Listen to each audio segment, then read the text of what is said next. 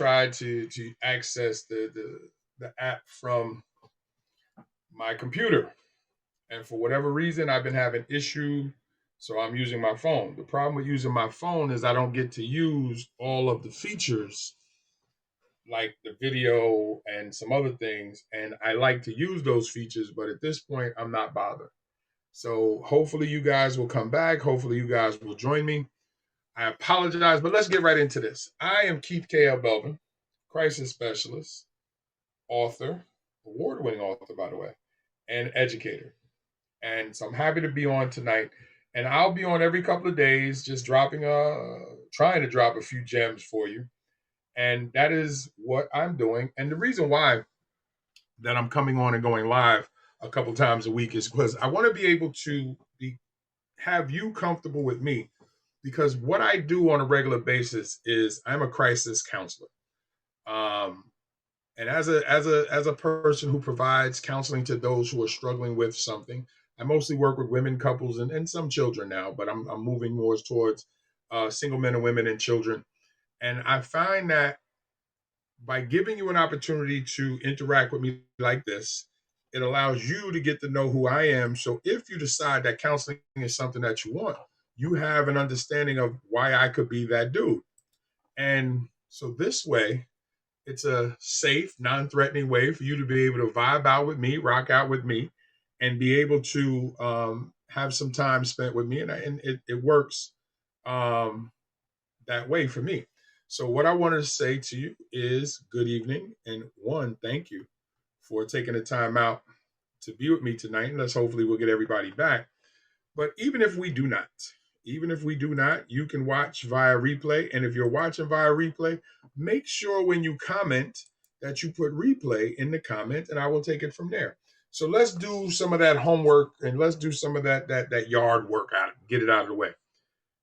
If this is your first time here, I'm going to tell you, like this and share this.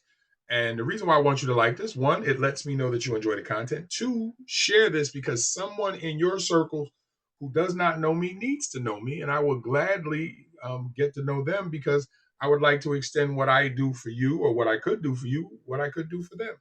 And the other big thing, and this is something a little bit different than you've heard me ask before, if this content resonates with you, I want you to save it.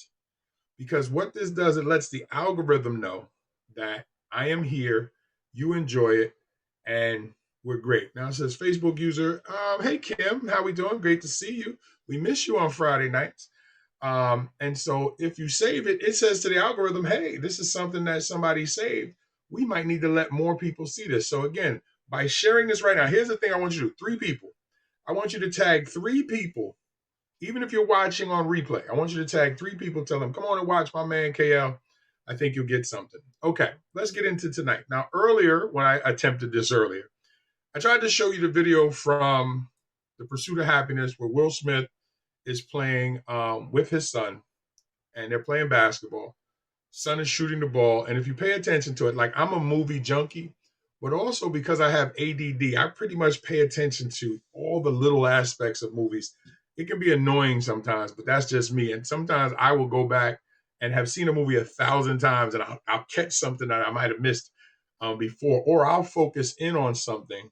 Hey, Toya, I'll focus in on something that I didn't focus on before. Okay? All right. So again, thank you so much for you guys who have tagged other people. Thank you so much for you guys being here. Remember to like, share, tag 3 people, and save it if you like it. Okay. But here's the thing. If you watch the little kid when he shoots, he says, I'm going pro. And he shoots a horrible shot. He shoots a brick. And so Will Smith picks up the ball and says, hey, you know what? You're probably not going to be that good because I wasn't that good. And he starts giving him the law of averages. And remember, if you watch the movie, the character that Will Smith is playing is just very intelligent, super intelligent, but he's homeless. And he's trying to get a partnership at Dean Ritter because he's trying to get employed. But right now, he's selling these bone density scanners. And when he does sell one, he gets a room for the night. But when he doesn't sell one, he has to hustle to the shelter. And that's where he gets a place to lay his head.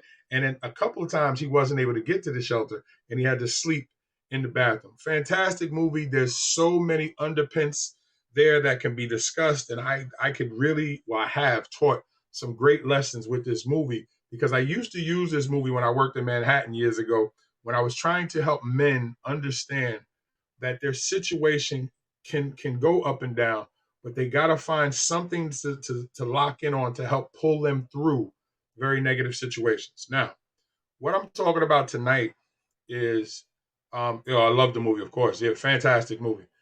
What I'm talking about tonight is when we listen to others, it can be the worst thing on the planet. I'm going to tell you why. Just like Will Smith said to his son in the movie, he said to him, one, he said to him, "You're not going to be any good. You're probably going to be like me. I was average, and it kind of runs in the genes, so you're going to be average." If you watch his body language, head drops down, he just throws the basketball down. His father's words had piercing power, and they pierced his little dream, pierced his little heart, and had fermented in his head just that quick. Just by saying, "You won't be any good because I'm not any good." And then when he sees his son's body language, he realizes, he goes to him and says, "Listen, when you have a dream, you have to protect that dream, even from someone like me." Now, that self admission is big because he's admitting that he has not been what he should have been to this moment. But he's realizing that if I give this to my son, I would be passing on this. And he didn't want to do that. He said, "You have to protect your dream, even from someone like me, because people will try to convince you you can't do something because they can't." And as I said earlier, I've heard Jay-Z say that. I've heard a lot of successful people say that other people will try to convince you of things you can't do. So they'll tell you that it's impossible. They'll tell you that that's not the best move. They'll try to give you a ton of information on your life when they're not living your life. And I say this all the time in counseling and in other places. It is so easy to spend someone else's money. It is so easy to try to live somebody else's life because you have no skin in the game. You have no sweat equity, as they call it. So because of that, it is easy for you to tell somebody else, "Hey, you should go do this. And did you ever think about doing this? And did you ever think about doing that?" And they give you all this foolishness. And then if you take it on face value, you can slowly become whatever they're trying to create you to be, whatever they're trying to mold you into. And often it's a lesser version of them. So if they ain't doing crap, you already know where they're trying to put you. And that's why listening to others can be very dangerous because people have a lot of emotion going on inside them. I know because they sit with me and they share it. And we talk about misery loves company. Oh, does it? People don't want to be miserable alone. So they want to make other people miserable if they can. And they will try to justify it. And the sad part, the very sad part, is you will have people close to you, literally try to hold you in place and then try to destroy you. Now, some it's subconsciously, and some are quite conscious of what they're doing. They don't want to see you get ahead. I'm going to tell you why. They don't want to see you get ahead because then they'll be alone. They don't want to get ahead because then you're proof that they're a failure. They don't want to see you get ahead because then you'll have a new set of individuals around you. Well, check this out. Yeah. Yeah. If I do me and it causes you to see yourself as a failure, that's not my fault. So I want you who are watching, stop with the day ones. If your day ones are not pushing or breathing life into you and your dreams, and you're doing the same for them. People don't want to be alone. So the reason why they don't want to be alone is simply because they've gotten comfortable with you at the level that you are. And they know that once you go to that next level, they can't go, so they don't want to be alone. So what happens? They want to sabotage your dreams.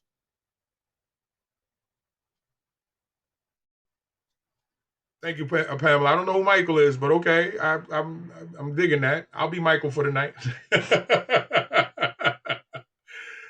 I guess I don't know if there's a Michael in the chat room, but again, thank you so much for being here, Pamela. But here's the thing, man. And then people don't want to see you get ahead, and it's sad, but this is what it is. But I can honestly tell you, that each level that you go to, there are people who cannot go with you. Now, that doesn't mean you won't go back down to other levels to hang out. It just simply means you can't take everyone with you, and you got to be careful of what is going to be poured into you. Understand this, the Bible says there's a power of life and death in the tongue. So true. And what I look at and what I do, when you start spouting off what you can do and what I can do and how I should do it, I look and see, have you done that in your life? Or do you have the receipts to what you're telling me to do? You're not going to use me as no damn no test dummy, no crash test dummy. You're not going to go out here and tell me what to do with my business, my life, my social media, my whatever. So when I fail, you go, okay, I learned the lesson. I can't do it that way. So you go do it a different way. And then don't come back and help me. So guys, it is very important. And nothing that I'm saying is new. I just wanted to make sure I share it with you. Is that stop allowing people who do not deserve the position that they have pour into you when they don't deserve to be there. And I'm talking family, friends, loved ones. I don't care who it is. Because unless you can sit down and they can explain to you what they're trying to offer, leave it alone. I got people around me right now who they think I'm stupid. Worst mistake on the planet. And I sit back and I chill. And every now and then they'll pop up and they want to give some advice. I hear you. But then I look where the advice is coming from. I look what the advice is connected to. And then I figure out what is the motive behind the advice. And when I see that I don't benefit at all, I'm not rude. I just go, thank you, and I keep it pushing. And if they come to me later and say, hey, did you do that, what I told you to do? No, thank you. I went in a different direction. Also, some very successful people around you will do some of the same things. Now, hear me out on this. And right now, if any of this is resonating with you, if you have met any of these people in your life, put a 1 in the chat room. If you are dealing with that right now, or you have dealt with that, put a 1 in the chat room. Put a 1 to let me know that you've dealt with some people who you have seen literally try to breathe death into what you're trying to do in whatever way. I'll put my 1 up right now. I'm going to put my 1 finger up because I have seen it. So put a 1 in the chat room to let me know. Also, it lets me know if you're still there. I want to go into something else real quick. Thank you. I see the ones. Here we go. Thank you, Kim. Here's the other part. And I want you to be mindful of the so-called successful people around you.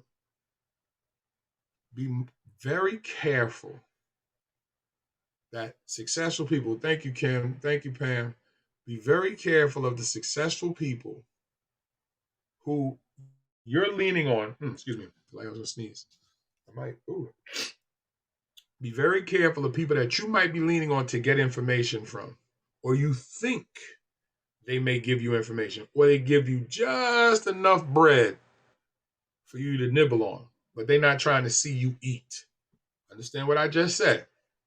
Be mindful of the people above you who are successful, who give you just a little bit, just enough to nibble on, but they don't want to see you eat. So they may give you some breadcrumbs. They may give you a little game, but it's not game that can actually help you completely. They give you the Band-Aid, but they don't give you the medicine. And they'll be very jovial when they're around you. They'll pat you on their back. They'll tell you how pleased they are with what you're trying to do. And you start thinking, oh my God, they rock with me. Oh my God, yo, my man who does this, or my girl who's up here, yo, she told me this, yo, this. Now be careful. Be careful with what they say. You know why? They may see your potential before you do. And their fear is that if they help you, they're going to lose. If they help you, you're going to surpass them. And don't get it twisted. Some people, no matter how well they're doing, don't want to see no one else on their level because they helped. If the other person shows up and is on their level, they're okay with that. they are not going to help you. So they'll chuck you just enough, give you just enough game, just enough food, just enough support that you think they're cool with you. Now, let me tell you what you do with this person. And again, another reason why you can't listen and why listening to people is the most dangerous thing ever. What you do with a person like that is you drift. You get right in behind their shoulders and you drift, but you get close enough that you can look over their shoulders and see what they're doing. You learn how to work your conversation so you can draw information out until you realize that the energy spent doing that keeps you away from what you're really trying to do. And then you cut them loose without thinking. I don't care how successful they are. It means nothing if it's not helping you. Because a person will absorb everything that you are and keep it pushing. Because if they're really trying to help you, they're going to say, let me show you this. Or they're going to say to you, if you get this, and this will happen. And you know how you know it'll be real solid information? You will hear others say the same thing. There's nothing new. There's nothing new under the sun. It's just a matter of somebody decides they want to help you or not. Now, here's why you should hire a coach, hire a consultant, hire a counselor, or hire a therapist. If you hire a coach, they're going to show you how to do something. If you hire a consultant, they're going to consult. They're going to offer you advice. The coach is going to show you how to do it. A consultant is going to advise you on what to do.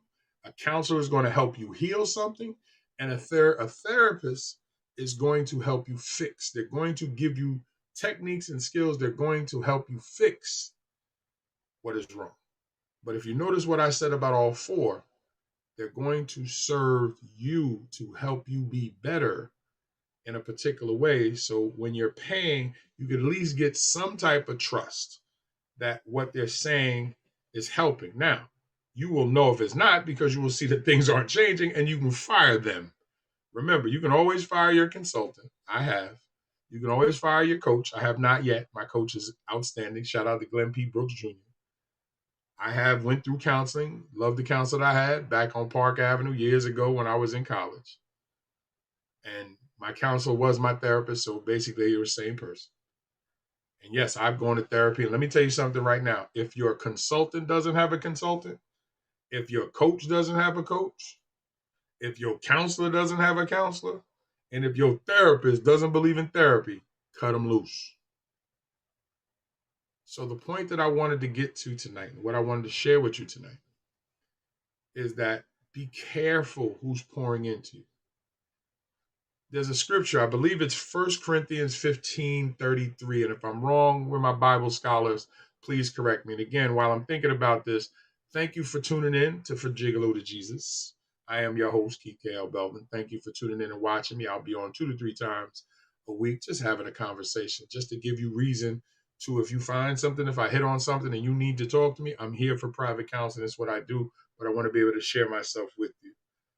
Also, I just want to say thank you to all of you that are watching on the different platforms that you're watching. Sorry about the earlier snafu. I'm just not even going to go that route. I'm just going to use my phone and we'll go from there. Okay. So I want to explain something to you, is that I lost my train of thought just that quick. See, this happens when you get old. But I wanted to share this as I get ready to bring this to a close too, is that, 15:33, I'm back on point. I got it back. Corinthians 15:33 says, depending on which version of the Bible that you're reading, it'll say bad company affects good character, or bad communication affects good manners. And it just simply means if you stay around the wrong people and are receiving the wrong information, you will do bad things. So again, it basically means if you sit around listening to a bunch of people who are pouring into you negativity, you will eventually do negative things. And it's so simple but so powerful. And often I rock by myself because I don't trust what a lot of people say. Because your actions should be speaking so loudly that part of it I see before I even get to you. Because if I see it before I get to you, then my questions to you change. And then I can start to trust what you say, because if what you say aligns with what I see, now at least I can put some of the heat on me if I don't get it done. My coach has given me information to run with. If I don't run with it, then it's on me. It's not on my coach. And that's exactly the case. He has given me some outstanding things to do, and I'm doing them. And the hardest part for me is being patient as I plant the seeds, because I got to wait for the growth. But I can trust what he's saying, not because I'm paying him, because I'm watching him do it for himself. He is living what he's saying. So I'm challenging you who's watching this. And if you're watching this on replay, again, just put replay in. Are the people around you living what they're saying? Are you living what you're saying? Or are we fronting for the gram? Are we here on the book, stunting for the book, putting the pictures, the great sexy pictures on the book, but we ain't waking up that way. We putting sexy pictures from 20 years ago. You're talking about relationships you're not in. You're telling other people how to spend their money. You're telling other people about cryptocurrency that you don't have. You're telling other people about books you didn't write. You're telling other people how to lose weight, and you don't have any background in that. Now, I didn't say you haven't lost weight, and I'm going to tell you why. Because a person hasn't lost weight doesn't mean that they don't have the knowledge. They may be struggling with other areas themselves, but at least they should be able to explain that, and their information should line up with other people are saying. Okay, there we go, Pamela. I knew somebody would check that scripture for me. See, that's why that fivefold ministry, I'm a real teacher. If I'm giving out here fraudulent information, the saints will check me. Thank you. Amen. Do not deceive. Evil company corrects good habits. There we go. And there's every version of the Bible has a version of that. And I would say go to Bible Gateway and just look at all the different versions of how that comes out. I love them all because they all say the same thing. Hang out with evil folks and get evil information, you become evil, basically. But thank you so much. Pamela, what version of the Bible was that? Was that the King James version that you looked at? I like that. Do not be deceived. Evil company corrupts good habits. What I'm trying to tell you. But I want you to really understand that. And I want you to be comfortable enough with calling people out on their foolishness. Don't let somebody pull you down into a hole and bury you because it makes them feel good. Don't get caught up in somebody sharing all this information and they ain't doing nothing with it. Don't let somebody tell you how they did X, Y, and Z and they've done nothing. Changed no lives. Nobody's writing that this person helped change my life. I tell people all the time, go to my website, and there's some people that have told you what I do. I have receipts. 22 years in New York City school system, 5 published books, 6 anthologies that I've been a part of. And I have a plethora of clients that I work with right now whose lives I'm trying to change. I come with receipts, and I'm not even close to where I want to be. I just had a conversation with my man over in Italy. Shout out to Brian Grove, super coach of slow lane coaching. And he said, Keith, I want you to create a ta-da list. And I said, a ta-da list? What is that? He said, ta-da. I was saying, come on, really? He said, no, I want you to create a celebration list. And I said, a celebration list? And I said, why? He said, Keith, sometimes you got to celebrate what you've done because you don't give yourself enough credit. And you know why I trust what he says? Not only because he's been rocking with me since 2015, because he's an honest and giving person, and his words come with weight because he is who his words reflect him to be. When my coach, shout out to Glenn P. Brooks Jr., says, Keith, you've been with me long enough now, I want to see you do this. You know why I rock with that? Because his words have receipts. I got the book sitting right here next to me, a notebook full of information given to me, not just because I pay him, because he's good at what he does. I'm a bowler. Do you know how many bowlers I've been around who talk a whole lot of trash and have never done any of the things that they're talking about? That doesn't move me. So whoever's watching this, and I don't know who needed to hear this tonight, who do you have around you? Who do you have around you that is talking, but what they're actually talking in your life is death? Now, when I say death, death of social, death of financial, death, physical death, whatever. Death comes in many forms. And now my second question to you is, why are you letting that rock? Why do you have people in your life who are not breathing life into you? Do you know what that life is supposed to look like? Do you know? Do you understand? Now, I'm not a Lakers fan, bro. When I get on camera, I'm wearing my clothing. When I get on, I'm not wearing no Lakers what's name. When I get on, my logo shows. The Lakers make billions of dollars. I'm not wearing the Lakers stuff unless they pay me. LeBron ain't giving me no money. That's my book cover back there. I published that. And a bunch of other books. Forget the Lakers. I just happen to have multiple colored shirts, and purple is part of my company's logo. As you see right here, there's purple here. There's purple up on that wall. As you see back there, there's the publishing company logo, the consultant. Lakers fans. Oh, I was asking, answering a question? Okay, just check it. What about Lakers fans? I didn't get that. What about the Lakers fans? Fill me in. Oh, I got you. No, listen, bro. I wasn't listening. I'm not offended. I'm just responding. What about the Lakers fans? Because here's the thing with everybody is that some of the closest people to you, I'm sorry to say, will be the most devastating to you. Some of the closest people to you. Now, let me get a little biblical on you. Remember Joseph and the Technicolor raincoat, the special raincoat that his dad got him? His brothers faked his death and sold him into slavery because they didn't like the gifts that God gave him, the gift of vision, the gift of dreams. New King James Version. Thank you, Pamela. Appreciate that. Imagine that you're celebrating a gift that God has given you to be able to decipher dreams. And you just simply tell somebody what your dream is. That I'm sorry, but in my dream, all of y'all are bowing at my feet. Now, he didn't say that was going to happen, but here's what I got from that. To that point, his dreams probably did come true. And I think that they did, that the brothers were like, us kneel at your feet? Okay. And what did jealousy cause them to do? Fake his death.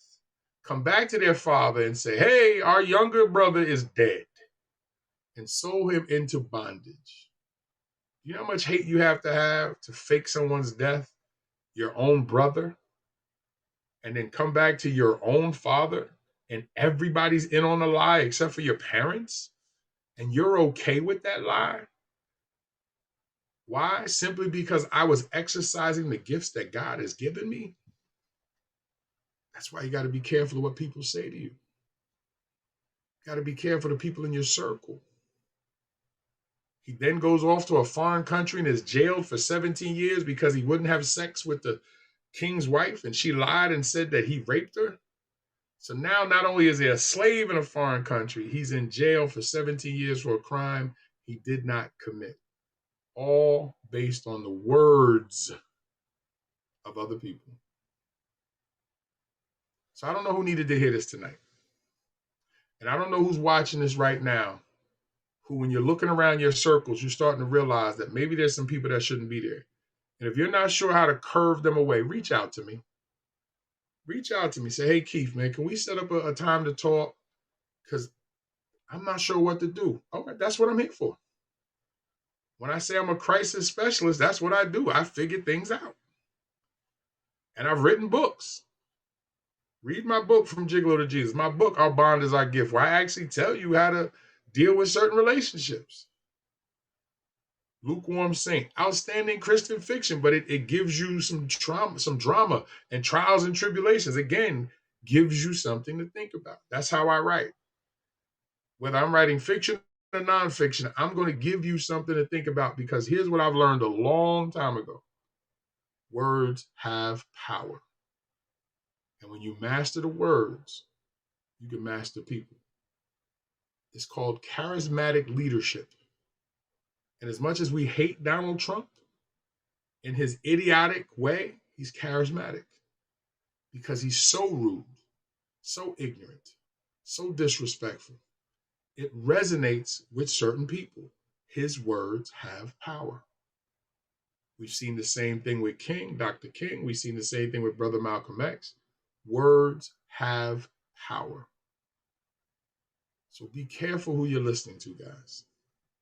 I'm going to get ready to sign off. Brother Flex, we good, brother. You know that always. No disrespect ever. And I want to say to Pamela and to Kim, thank you so much for tuning in. And anybody else who's watching, remember that you should have liked this, shared this, and tagged at least 3 people that you know need to see this. And then you can tell them, reach out to this brother, set up a session to talk to this brother, purchase one of this brother's books, because what you will learn in purchasing my books, you will see that what I'm saying to you is extended into my books. I am who I am in my books. I am who I am when I'm on this, and I am who I am when you meet me in public. Because I understand that being real requires work. It is super easy to be fake these days. And there's some people in your circle right now. There's some people in your circle right now who are rooting secretly for you to fail. And they will slowly poison you with these words to see you fail. They will support some of the dumbest ideas on the planet instead of telling you, don't do that. Even when they know it, because they want to see you fail. Thank you, Pamela. I appreciate you. They want to see you fail. And I know some of us go, nah, not my girl. Nah, not my dude. Not my mom. Not my dad. Not my husband. Not my frat brothers. Not my bowling friends. Trust me. You have some people that are sitting right next to you, hoping that you choke on the next bite you take. And the reason why is because they're unhappy with themselves, or they want what you want, or they want your ability. They want your vision. They want your dreams because they don't have any. Or they just can't figure out how you do what you do. So it'd be better to destroy you so nobody else get it. And don't think we have not seen this. And as I get ready to close, I want to give you this. Have we not watched children have 100 toys and literally will try to hold every toy so no other child gets to play? What do you think happens to that child when they grow up? Who does that child become? Now, don't tell me that you haven't seen it. Don't tell me that when your mom said your cousins are coming over, you start hiding the good toys. Or you run downstairs and take certain things out of the refrigerator, certain things out of the cabinet and hide it because you don't want your cousins to have it. Don't act like I have it. Don't act like I'm the only one that's seen this. What happens when you grow up and don't lose that behavior? What's your conversation like? Don't act like you haven't been in somebody's house and you can see that they don't want you there. But yet everything out their mouth is, hey, how are you doing? Everything good? You want something to drink? And they're praying that you say no. You want to stay to eat? And they're praying that you say no. Don't act like I'm the only one that's seen this. Put a 1 in the chat room if you've seen it before I go. Put a 1 in the chat room if you've either done this or seen this or heard this. Put a 1 in the chat room before I go. Somebody give me a 1 before I jump off here. What happens to those children, those individuals when they grow up? And who do they hurt when they get older? So be careful of who you listen to. All right, guys, listen. There's the one. Thank you, Kim. I was getting a little nervous. Okay, there we go. I was like, wait a minute. I know. I was like, hey, Pamela. I was like, hey, did my folks leave? Thank you. You two ones just made my night. We all have, Pamela. And sometimes we have been that person. But again, I don't know who needed to hear this tonight. If you are that person, you can change that. I'm here to help. If you've been hurt by that person, reach out. I'm here to help as well. Tonight is Tuesday. I'll probably be back on Thursday or Friday night. I'm not sure what I'm going to talk about. I'll post about it.